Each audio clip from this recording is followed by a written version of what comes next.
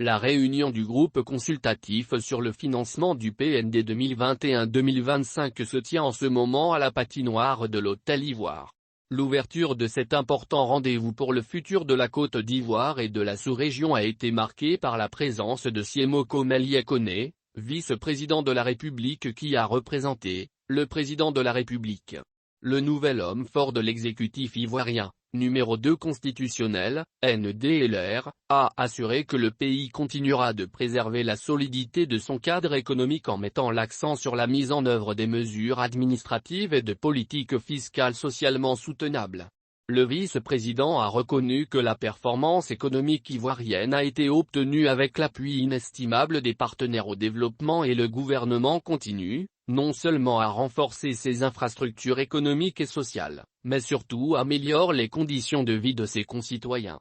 En vue de poursuivre et de consolider la dynamique de la croissance, le gouvernement est engagé dans la mise en œuvre d'un ambitieux programme de développement, l'objectif visant à accélérer la transformation structurelle de l'économie et de réduire les inégalités sociales et spatiales, a ajouté Siemoko Melia-Koné.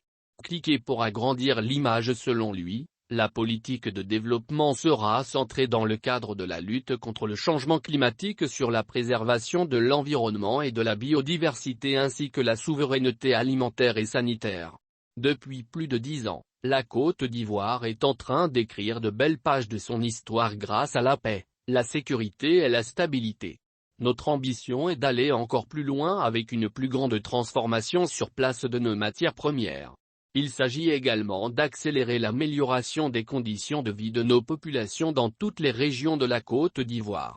À travers le PND 2021-2025, notre objectif est de réduire les disparités régionales et sociales et de réduire le taux de pauvreté de moitié, a-t-il mentionné.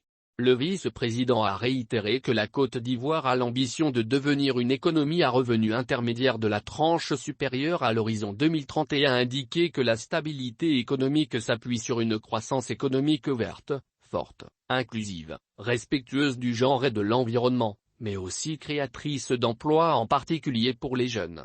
Nous poserons avec détermination les réformes culturelles entreprises notamment en matière de gestion des finances publiques et d'amélioration du climat des affaires. Nous continuerons aussi à œuvrer au renforcement de la lutte contre la corruption et à la consolidation de la bonne gouvernance. La Côte d'Ivoire continuera de jouer alors le moteur dans la profondeur de l'intégration régionale, notamment au sein de la CEDEAO, a-t-il promis.